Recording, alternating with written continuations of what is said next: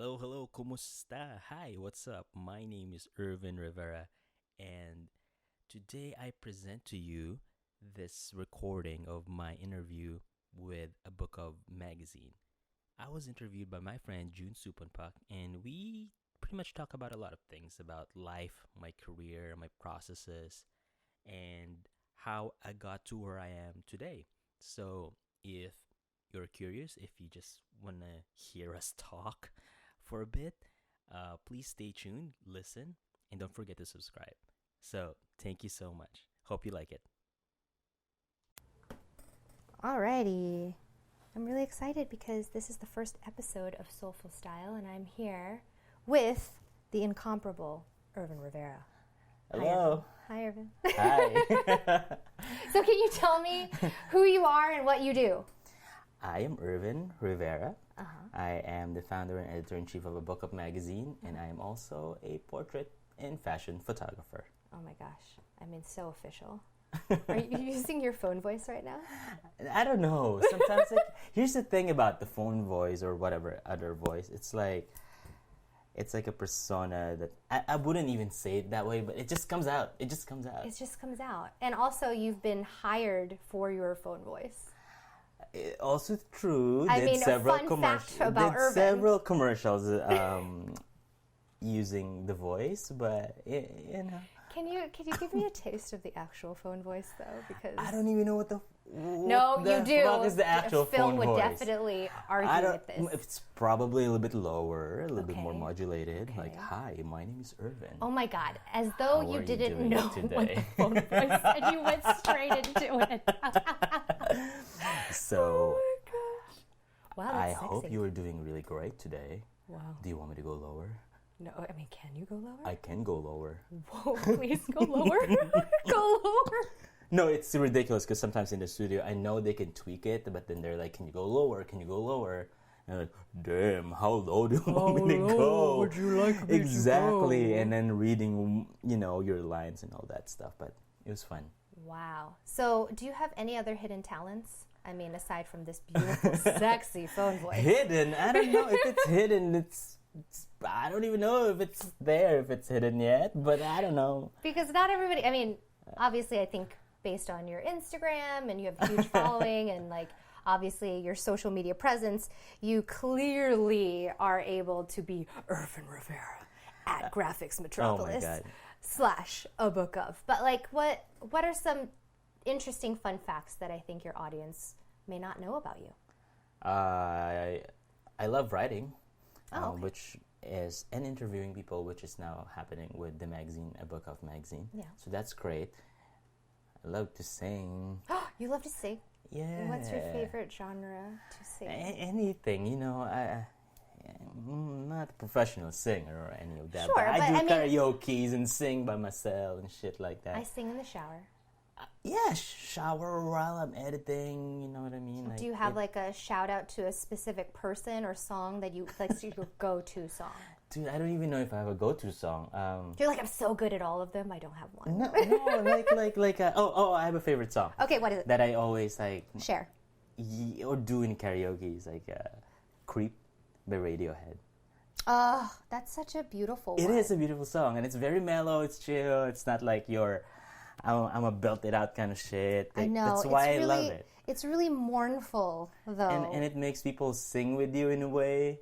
I'm a creep. Exactly. We all creeps, yo. I'm a weirdo. In a good way. I mean, I love the message, too, because we all went through that phase, or still going through that phase of being, like, super angsty and, like, Exactly. trying to find our individual voices and feeling a certain way, right? Uh-huh, So is that what you feel when you sing the song? Like, what do you feel when you sing that song? I feel good. I feel good. It's not angsty or anything. It's just like the melody of it just puts me in that mood. It's like being close to the ocean, overlooking a cliff, Ooh. feeling, the wind and hearing the waves. That's how I feel when I sing that song. It's weird. I know it's like a weird angsty song, but it takes me to that place. That's so beautiful, Irvy. And if you guys haven't noticed, I call him Irvy because we've known each other for like 4 or 5 years now. It's been a while. It's been a while. Yes. Our friend Ada, Hi, united Ada. us. Hi, Ada, we love you. Where she introduced us, and I was styling on we've done quite a few jobs Several. together Yeah, now. yeah. To the point now that I have my own column here at a book of, which is amazing. But I think what really bonded us was our love of storytelling. You know what I mean? Because I have a costume design background, a psychology background, and now it's like doing these styling things. We have kind of this language whenever you and I work together where we're like, oh, yes, okay, tell me about the mood. Tell me about what they're thinking. Like, what inspires you when you're doing all of these photo shoots? And like you have a team, you have a huge team beyond me, but like so when you're rallying the troops, like what's the thing that really inspires you to inspire them? Well, the inspiration usually comes from several different places, right? Like for instance, I can get inspired by the clothes if I see the clothes first, or I can get inspired by a song or a film that I've seen, like with the style of how the film was, shot. And I'm like, okay, this is great. This is a good jumping point, or a color. It can come from anywhere, really. So you don't have like a specific no ritual that you do in order No, to like not access really. that creativity. And for the most part, like I will get assignments where, like you'll get a call like an hour before and be like, hey, can you do the shoot kind of thing, like a quick portrait shoot, but you want to make it look a little bit different. So you're thinking along the way, like, you gotta think quick. You gotta have like a Rolodex of, I don't know, mood boards or inspiration boards on top of your head. Yeah. So that in times like those, you can easily switch. Like, okay, will this work? Will this not work? Will this kind of light work? Will its style work with this person kind of thing? You just gotta have those as backups. So what's your, kind of give the audience an idea of like, what is your background? Like, are you self-taught? Like, how did this whole photography obsession turn into a magazine, turn into like all these things? Like, what was the starting point for you? I'm self-taught. I think it started when I was in college and a friend lent me her camera and she was like, hey, I'm not gonna use this, like you can have it for a week. Yeah. And then I borrowed it. I started taking photos. I was like, I fell in love with it. I fell in love with the craft right away. I mean, that was digital, but still. Yeah. Do you remember if it was what brand it was? It was a Kodak. It was a Kodak. Kodak. Oh, I forgot the model number, but it's a 3.2 megapixel camera. Oh my god. 3.2. And I love it. I will use lamps, whatever light I can use, and photograph friends. And I enjoyed the ability of digital to like show you what you're getting right away and then print it right away. Yeah. Back then, and then that's how I learned Photoshop. Like back in the Philippines, to those of you who don't know, or in other parts of Asia, if you do not own a computer, there's computer shops everywhere. They call them computer cafes or internet cafes. Internet cafes. Yeah. And then you go there and then you pay what? 10, 20 Philippine peso. Oh. I don't know how much that is in US dollars. But you pay it per hour kind of thing. And that's how I learned Photoshop, by going through the computer shops, because back then we couldn't afford a computer. Oh my gosh. Yeah. I mean, so that's how it all started.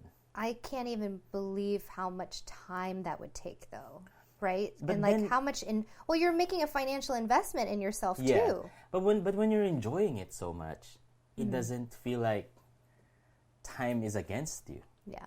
Like I really enjoyed it, so I don't care. Like I will work in the library, like a part-time job, and then the money that I will get from there, I will use it in internet cafes to Photoshop just some stuff. So it was like this cycle. Yeah. But then when you enjoy it, it just feels nice. It doesn't really matter what happens to your money. Did you ever get formal training in it, or is this completely self-taught? Completely self-taught. There's no formal training, Oh and my gosh. of course, in between, like towards the latter part of my span of my career, which is not that long, but I was able to like see, in different places, like, oh, there's workshops. I want to join that workshop, right. And then discover more photographers that I like, and you you try to learn as much as you can. Just be a sponge and absorb Yeah. as much as you can, and then from then you can filter out, do I need this information? Oh, okay, I'm not feeling this anymore, and then you can just drop it.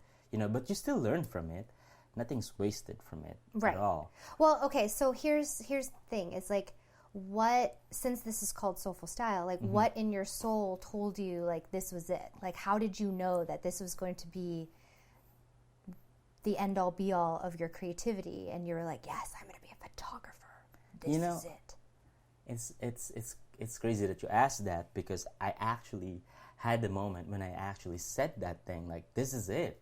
Like, I'm gonna do this for life, like, because I want to do this. I enjoy doing this. I love doing this. Yeah.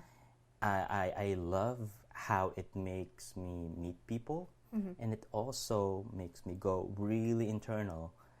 And because every time I do a photo, or do a portrait setting or something, you go back deep inside you. You're not just photographing your subject. It is also a reflection of yourself. Yeah. Like what you're feeling at the moment, how you're feeling at the moment. It's that. So do you feel like through your work you've learned a lot about yourself? Yes. And I can see, like, through the span of my work, there was a point when I'm really, like what you were saying earlier, there was an angsty moment. Yeah. And most of the images that I was creating are all fucking dark and moody, and it was kind of crazy. Not that there's anything wrong with it. I'm like, do you think you were like purging something psychologically yes, to like? Of course, and I know what it is. I know what it was. Yeah. That moment, I was like heartbroken and shit. But I used that and then channeled that through the photos. Yeah. Just like some like singer-songwriters would be like, this is your muse, right? Like what they're saying, like, benefit from your pain. Yeah. Like, if you're in pain, use it. If you're happy, use it. Do you think your heartbreak was the biggest, like, awakening for you creatively? Or No. Okay, what would you say? Not really. Awakening creatively, I don't know. I feel like Do you think a book of was?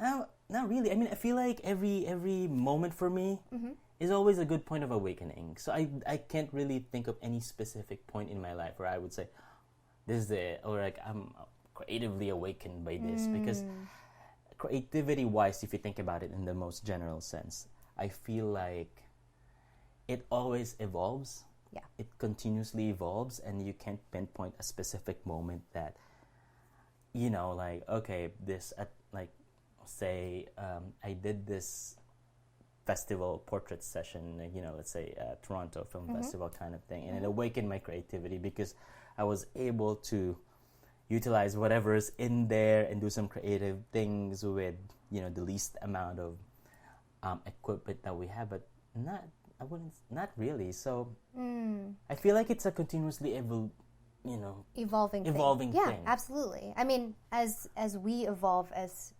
people and humans, I think it's natural for our work to evolve as well. Like, Definitely. I know for me, it's been a huge evolution of being like, okay, I'm doing costume design in films, and then I'm doing styling for commercials, and now I'm like, I don't know.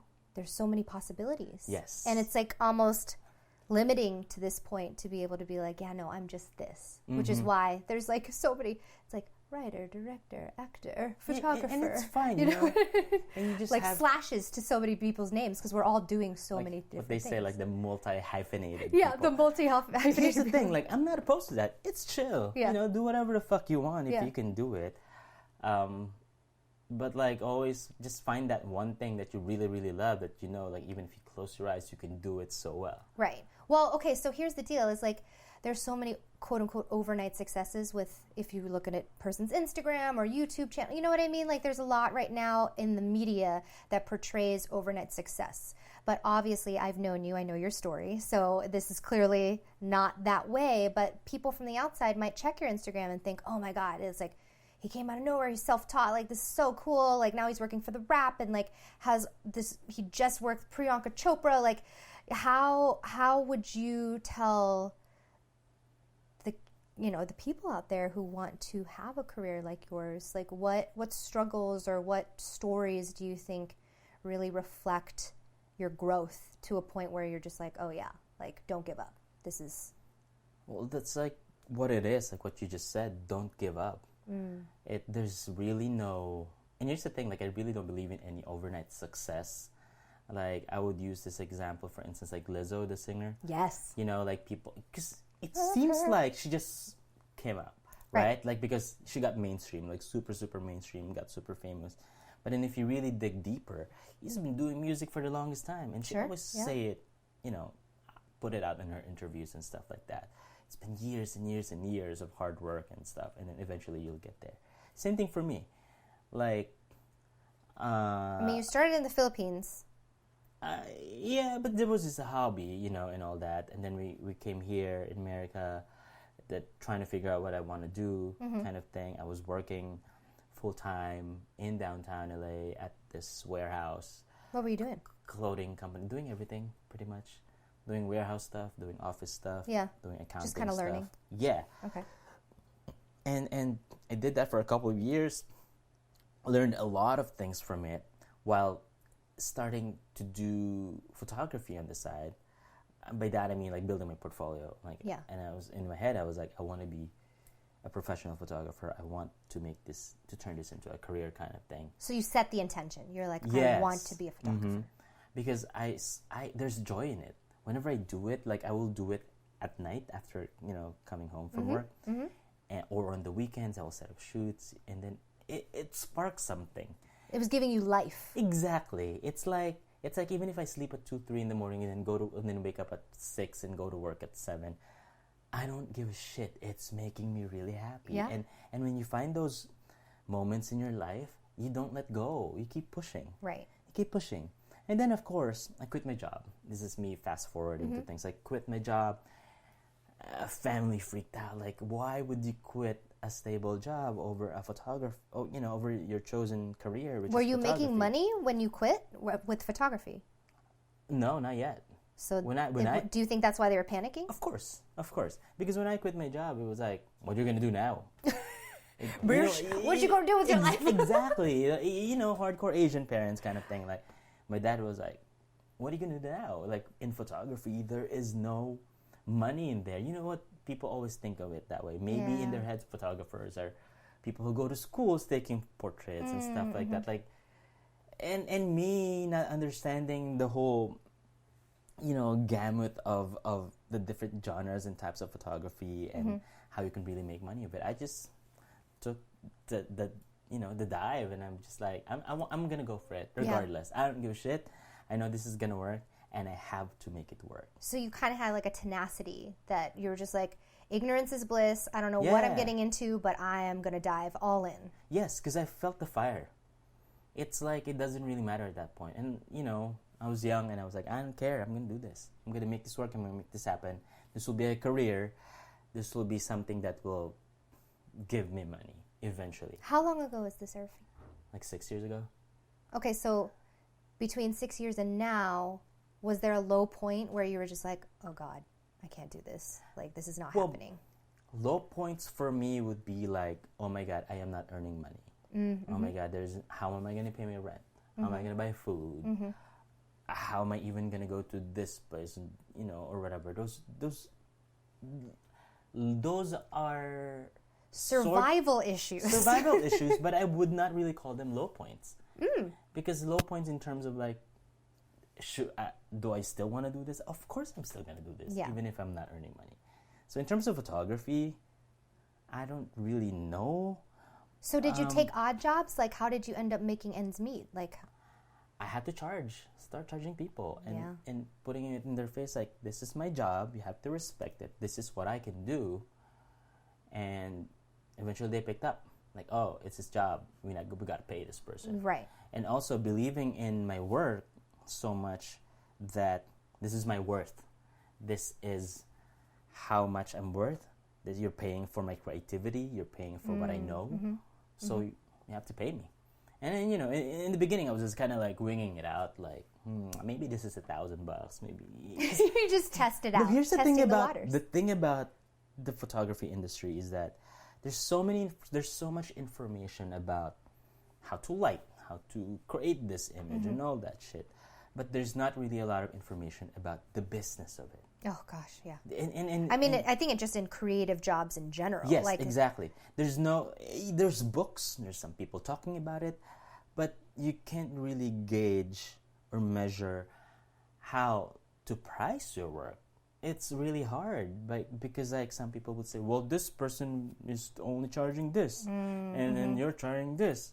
You know what I mean? And then it's like there's always a competition for who's the lowest rate. And at what point do you stand up and just be like, no, this is me because this is my value.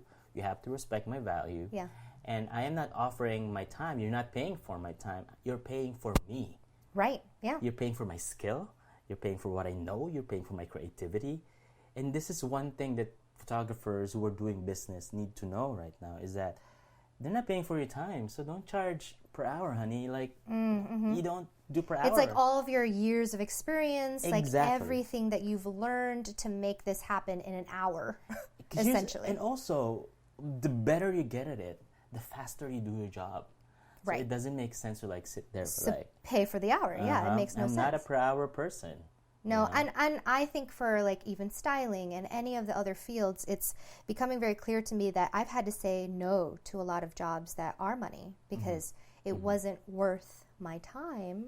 But as an artist, you feel sometimes a little bit of that struggle of like, oh my God, I do have to pay for rent, or I do, I think we're lucky to this point where we don't have to struggle, obviously, anymore. But for those who have had that point, like, would you say take the job? Here's the thing. Take whatever you can to survive. You have to survive. Let's be real. Yeah. Like, I would take anything, of course, that could help me survive, especially if you're doing this full-time freelance. Yeah. If you don't have the financial security and stability yet, why not? Do whatever, that you need to do in order for you to survive. Yeah. So do you No think one's that... judging you. So here's where it's like, okay, so you were self-taught and then you started, would you say Instagram was kind of the first place that you started getting more clout in terms of like, okay, people see my work, they really are attracted to my style, and now they're going to pay me? Or was it through person-to-person contact, through like agents or something like that noticed your portfolio? What was the shift from making zero money to more money? In terms of money, I guess Instagram helps. And then Tumblr, because I remember getting a client from Tumblr, for international client who was willing to pay whatever the fuck money I said. From Tumblr? Yes. Wow. And then I stopped The using dark horse Tumblr. of social media, I feel like, in terms of getting money. Because it's so image-based. That's Yeah. why. Maybe because like people just, reblog your image and it goes wherever. So that's a good thing about Tumblr. Yeah, that's amazing. I don't know how it is right now because I don't use it anymore. But Instagram for sure. I got a good client. I got several good clients from Instagram who DM me like, "Can you do this? Can you do that?" Was this kind of thing. before or after the verified blue check mark? Before. It was way before. Good, because I want to make sure the audience knows that they don't need the verified blue check mark in order to get anything. You know what? It was just there. Like I applied it and I got it. Like, cool. But like, it's still your portfolio that will have to speak for yourself and how you present yourself. Because it's an extension of your portfolio. Yeah, sure, you have a website, but it's not the end all be all for you. No. Okay. I mean, I think that's a clear distinction because a lot of people who have gotten money, sponsorships, all these things from Instagram and social media, I was just on a panel talking about it, it's like this is their sole way of making income. But for freelancers like us, it's like we can't just have that one thing. You have to have a lot of avenues. Yeah. So like how did you end up getting in touch with like the Wrap? Did they find you? Like how... Well, in terms of the Wrap and other magazines, I reach out. You know what I mean? You have to figure out a strategy on how to reach out to these people and not be a creep, especially in social media. By that I mean, like sliding into their DMs and hey, I want to shoot for you. You don't do it like that. Yeah. Because it's off-putting. You don't want to like project yourself as someone who's very desperate. It's like dating. Exactly. It's like dating. Here's the thing, like there's nothing that's more unappealing than a desperate person. You know what I mean? Yeah. So you don't. So what's your advice to not seem so desperate then? lay low, follow them first, kind of thing, and then just see what they're up to. Did you make cold calls at all to these agencies? No. Like, just like stuff, and just don't, again, by saying don't be a kid, don't like all of their stuff one at a time. Like, just like stuff whenever you see it, so that they'll see you liking, organically, like your girl. Like, wait for several months. Yeah. That's what I did, at least. So I waited for several months before I actually reached out and say, hi. And then, I waited until they followed me. Because I know that, they're noticing. So are you talking about people who've hired you as like magazines that you've done this magazines with? Or / photo editors. Because if you're a photographer and you want to be noticed, you want to shoot for specific magazines, you don't go for the editor-in-chief. Editor-in-chiefs are busy. Right. It's probably their knowing that because assistant I do that. anyways. Yeah, not even the assistant. You go for photo editors. Big magazines have photo editors or art directors. Oh, this is a good tip, guys. I hope they change titles, but you have to look for these people that gets the photographers. Right. You don't go for the top people. Like, they won't even fucking respond to you because they don't know shit. You don't do the annual They're busy. tours. So you find who are the photo editors of these specific magazines that you want to work with. Right. Follow them on social. Which photographers are they hiring? Follow those photographers.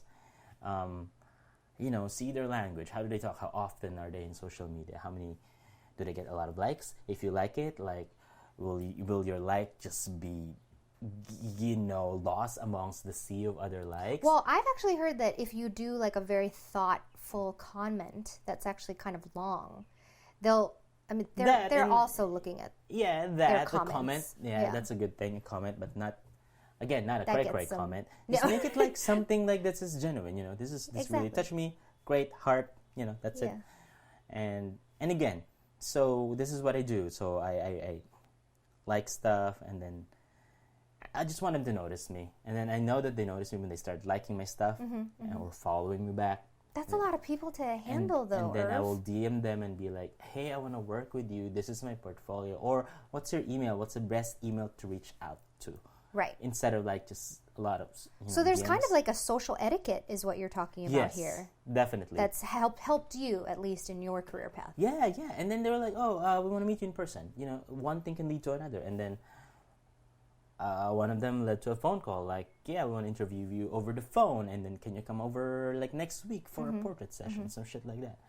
I mean, this has all been just you having a lot of patience, I feel like, over the years. Yes, patience. Because it's clearly not overnight. It's definitely you've put in the work. You've made like huge lists of who you want to contact. You've been very meticulous about like this social etiquette thing, like. What is it that allows you to have this much patience? Like, is it just as a practice, or is it a part of you? Like, because a lot of people will be out there and be like, oh my God, I need to do this like right now. There's not enough time. Like, how do I be the fastest, quickest overnight success? Here's the thing, success? like, time is not against you. There's always enough time. That's just what I realized as I move forward through this journey in life, whatever. There's always time. If you feel like time is against you, it's not. It's never against you. You're always at the right place at the right time. Ugh, preach. Right now, always. So in any case, like, like, patience-wise, it's just, I'm just like, I just gotta be chill about it. Yeah, because I know like so many photographers who would love to have the roster of people that you've worked with. I mean, like Rami Malek, Billy Porter, Aquafina, J-Lo, Emily Blunt. Like, it's all over the place. Like, how did you end up landing such huge clients? Like, how is that even remotely possible? Well, it's the cream of the crop here. Well, I guess you build your relationships through time, because that's how, you get these stuff. And also being patient, that's another thing. And knowing that you're going to get them. I don't know, call it weird, but a lot of these people that I've photographed, like, I've told myself at least once, I'm going to photograph you, I'm going to shoot you, and I've written their names somewhere. And it happened, because I know it will happen. Yeah. If it doesn't happen now, or let's say there's a missed opportunity, it's not a missed opportunity. It's just not my time yet. Right. I know it will eventually happen. Because you put it out there. Like, is this... You and I have talked about manifestation quite a bit. And you know what? Sorry to cut you off, but No, no, you're not good. just putting it out there, but more like knowing that you're gonna get it. You have to know. You have to know that you're gonna get it, because I don't know if I told you about these 3 stages of like that thing, like knowing, believing, and hoping. So there's like, oh, I'm hoping that I'm gonna get Rami Malek or some shit like that. It's like having the faith that you're gonna, right? yeah. And when you believe, so that's another story. It's like, on top of it kind of thing. But when you know, the universe will all fucking like Work itself out. work together. Like every element will just work itself out, because you're gonna get that shit, and you're gonna get it. So, because you know. So with this knowing, how did you come up with this? Is this something like ingrained? Did you read a book? Was it like, oh, I read The Law of Attraction, I read The Secret, now like I listened to some Oprah on Super Soul Sunday, and then she inspired me. What was some it? stuff like that. Like I gathered What was it? People want to know the little nuggets. I gathered all of these things from different places. Like how do you know? Like that's I the question. listened to those Oprah stuff on YouTube, and then I stumbled upon Abraham Hicks. Which is a thing that I always listen to, and then... Do you do that every morning? Like, what is it that pumps you up? Do you whenever I can, not necessarily every morning, but I got that from there. I was able to deduce it from there. Like, oh yeah, that's it. Like because here's the thing: if you know, nobody can stop you. You're literally unstoppable. You're unstoppable. Okay, so tell me, like in the knowing, what kind of freedom does that allow you when you just know? You get clarity when you know. And when you get clarity, you're just like focused upon whatever it is that you want. You know what I mean? Like you have no doubt. Yep. This is devoid of any doubt or fear. You just know that you're gonna get it regardless, without even thinking of the how, because we always think of how. So important to like not obsess about the how, right? Yeah, we always obsess about, oh my god, like, okay, let's keep it simple. I want that camera, right? I want to buy that camera. Like, how? It's a fucking $20,000 camera. It's true, and there's more expensive shit than that. But I'm like, how am I gonna get it? I don't even earn $20,000. Blah blah blah. But then you don't even think of the how. Just know you're gonna get it. Who knows? There's fucking rich ass people who just gives cameras. Maybe there's a raffle. Maybe you'll get a sponsorship. There's a lot of ways on how you can get it. But you just have to know that you're gonna get it. So the people who are like, but Irvin though, like, I need that $20,000 camera to do the photography that you've been talking about. But like, am I gonna wait forever? How am I gonna even create images? What would you say to those people who are like, okay, that's like skeptical of this? That's like talking about like you need A to be able to go to B. It doesn't. It's like putting a condition on whatever it is that you want to produce and the work that you want to produce. You're becoming a conditional person in that regard, and putting it in a photographer's context, it's more like what you're saying. Like, I need this equipment in order to produce these kind of work, but not really. An equipment is just an equipment. If your excuse is that you don't have a camera, borrow a camera, rent a camera. It's $30 a day. Find the means exactly to make it happen. Exactly. If you don't even have $30 a day, go find someone. Hey man, can I borrow your camera? Or can you lend me your camera for a few days? So I did that. I know because I did that. I didn't even have studio lights before, but I found people who are kind enough to lend me their equipment because they're not even using it. Well, I mean, I know the times that any job that I've ever done that had the least amount of budget brought out the most creativity in me, because it forced me to work outside of the means that we had. Exactly. So it's like, okay, so then in a way it's almost like a lesson or something of a gift to be able to have these challenges. Like, I don't have that thing. Well, figure it out. Like, creativity is mostly problem solving. I was just going to say, us creative people are problem solvers. That's what it is. You figure out how to go from a certain point to a certain point with whatever resources you have. That's what it is. So, okay, was a book of a problem-solving moment for you, or what was a book of in terms of your creative process? A book of was an extension. I feel like it spawned in the idea that I want a little bit more creative freedom from the things that I do, in terms of the layout, in terms of like producing the shoots, you know what I mean, and also involve my friends with it or other creative people, like, you know, who wants to shoot, who wants to style, who wants to do makeup, hairs, and whatever. Yeah. And it just became a network of its own. So it's more of like an extension of what I do. Because at the end of the day, magazines technically are dying out. So this is an online magazine. And so what was kind of your vision for yourself? Like, was this, I'm Irvin and I'm starting my empire and this is the first step of my empire? Or was it more just like, hey, I love working with my friends. I'm just going to just do this for funsies and see what happens? It's like I see it as becoming a big thing, like I really do. Yeah. But right now I just let it evolve by itself because it is growing by itself in a way. Yeah. It's evolving really fast as well, and I'm like, this is cool. But in terms of like, I want this to be an empire kind of thing. Like I'm not there yet. I know it's gonna be big, and I can feel it because I said I know. I know. I was because I know. say I just know that it's gonna be big. But yeah, that's where we're at.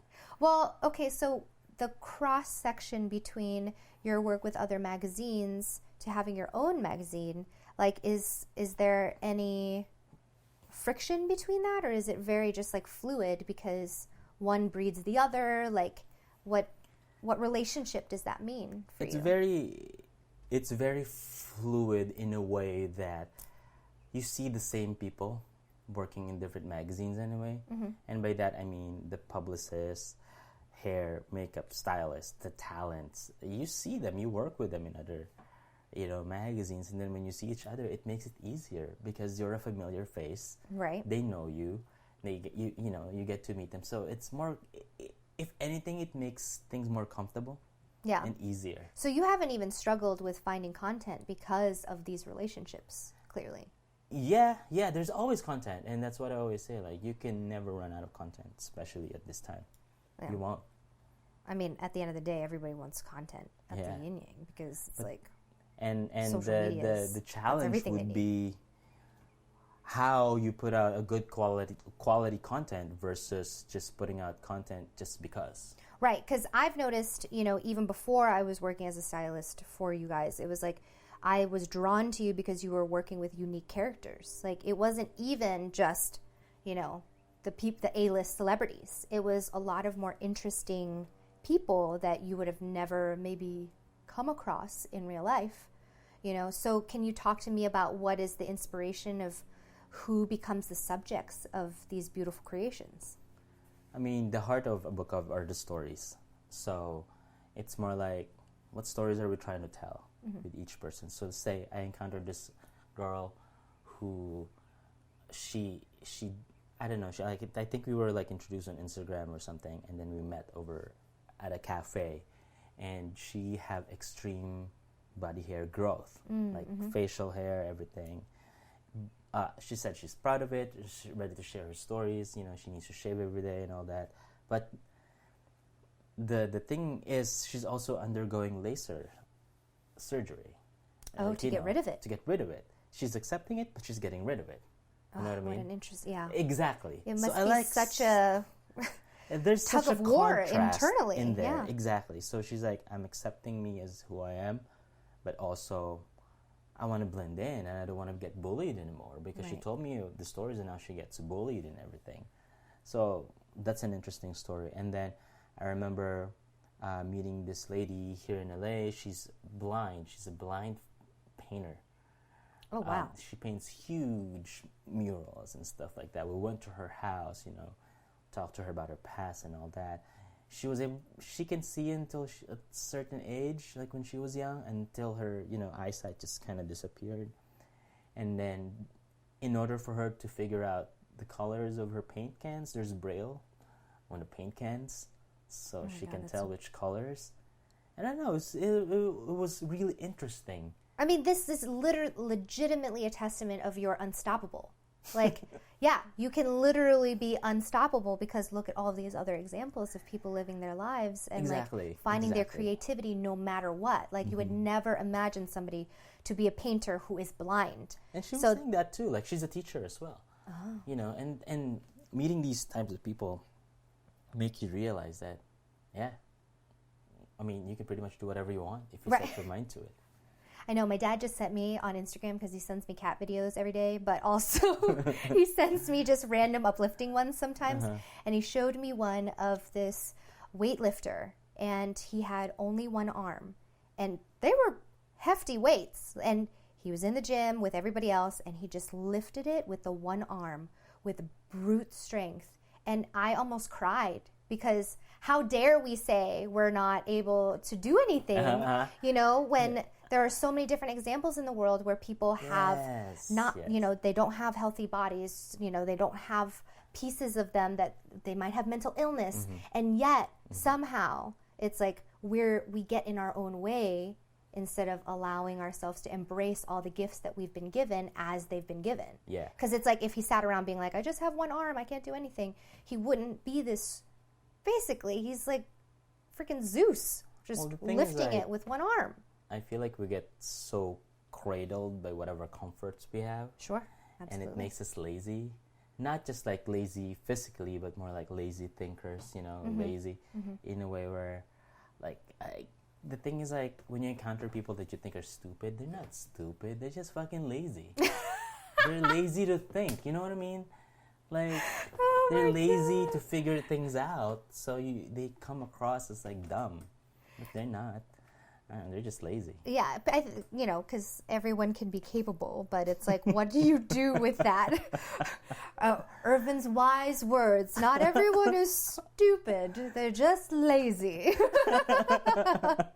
Okay, so I've noticed, I've worked with so many photographers at this point, but you have such a unique style with your lighting. Like, and it's been this particular way of lighting a scene has been used numerous times now for different celebrities. Like, what inspired this particular type of lighting? And it's kind of your signature, I feel. I feel like I've always been inspired by dramatic lighting, you know, like kind of cinematic-ish lighting. If I will have the means, then I will light a scene like that. But for the most part, celebrity portraiture only takes, 1 minute, 2 minutes, believe it or not. You come in there, do your setup. Sometimes your setup wouldn't even work, so you have to, you know, change right away, and you only have 1-2 minutes, sometimes 30 seconds with a talent. That's just making me sweat just thinking about that. But you have to fucking get your shot. I know. So much pressure. Exactly, regardless of how much time you have. So, yeah, I mean, I just want to put a dimension on whatever I'm shooting, regardless of whatever scenario. That's why. I mean, did you stumble upon this lighting on a random shoot, or was it a vision you had in a dream? Like, how did you end up conjuring up? It's so specific, Irvin. I didn't even think of it that way. The thing is, like, as a photographer, like, I'm trying like different techniques, of course, and I can say like, oh, I can do this, I can do that, you know, whatever types of lighting, and then. Looking back, I saw that a lot of my works, even back then when I was starting, like, I've been doing this type of lighting. I just wasn't aware that I'm doing it. But it's scattered here and there, you know what I mean? And so I was like, oh, okay, I've been doing it, so I know how to do it. Yeah. You know what I mean?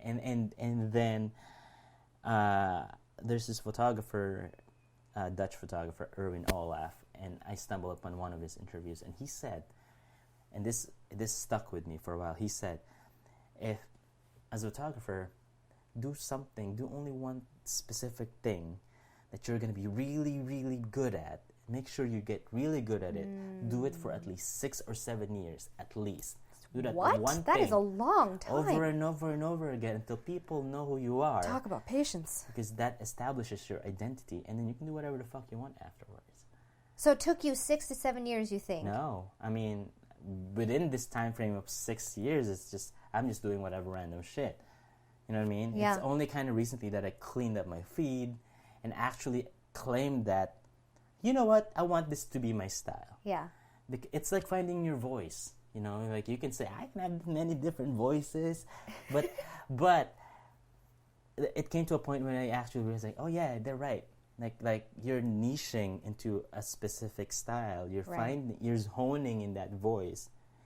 And the fear with a lot of photographers and creatives out there is that, well, I can do a wedding style, I can do a lifestyle looking shit, I can do, you know, like very clean stuff, I can do black and whites. Well, yeah, because in a way, like if you're going to be freelancing, it's like diversity is almost supposed to be helpful. Diversity, in our mindset, this was me as well. Like I've been thinking that if I don't showcase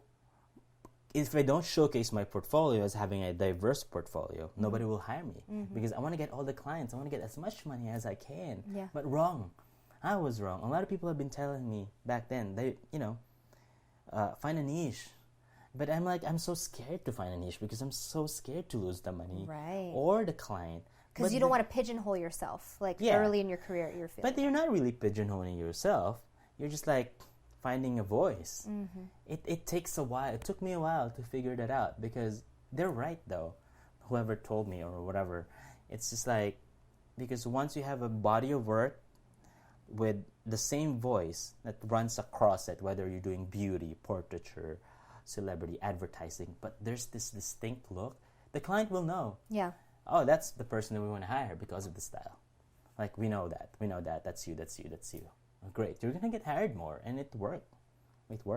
I mean, look at this. We've talked now, and this whole entire time, the major themes have been, you're unstoppable. No matter what, you can do it. You'll find a way, talking to a self-taught master here. And then also, on top of that, it's like a knowing. You have to have a confidence about what you're doing. And then what's the last takeaway that you'd like everybody to kind of remember? Just be happy with whatever you're doing. You have to be happy. You have to always feel satisfied with whatever it is that you're doing, whether you're a photographer, a stylist, hairstylist, makeup artist. You have to be happy with whatever you're doing. That's the only way that you can feel satisfied with your craft. And when you're satisfied, trust me, every work that you put out there, it will come across. Yeah, because people feel it. Yeah. You just have to be happy, like here's the thing, like if you're not fucking happy with whatever you're doing, get the fuck out of there. Just stop, don't torture yourself. Exactly. Trust us, we know. You just, like, why am I still doing this, even if sometimes I don't have money? Because I fucking love what I'm doing. I love it. And how many people out there can actually say that they freaking love what they're doing? It's rare. I hope there's a lot of people who can say they love what they're doing. I mean, after hearing this interview with you, I think they might be more inspired. Well, I mean, I could go on and on about this, like how society wants to, I'm going to use that word, pigeonhole us into like thinking that this is your path, this is your career path, this is the only path that can give you money, this is the only path that can give you success. But what the fuck is success anyway? Right. What is happiness anyways? Yeah. Well, happiness for me is like just being satisfied in the simplest form. Am I satisfied? Yes? No? Okay, no? Then I'll move on. It's so cut and dry. It feels like the knowing that you have allows the clarity to be very cut and dry about what brings you happiness and what doesn't. And it's great to have that. You have to have that awareness. Like, am I still happy doing this? Or not? So think about it, folks. Are you happy with what you're doing? Are you excited about your life? Do people look at your work and they feel you in that way? That's what Irvi and I want to encourage you to think about. Okay, one last question, Irvi. What is your spirit animal? Yo, I love tigers, so I won't be a tiger yet. He's making like paw movements. And kind of clawing at the air right now for those of you who can't see. I'm a tiger. He's a tiger. Rawr. Rawr. All right. Irvin Rivera, the tiger. Hear him roar. Thanks, guys. Have a good one. That was good.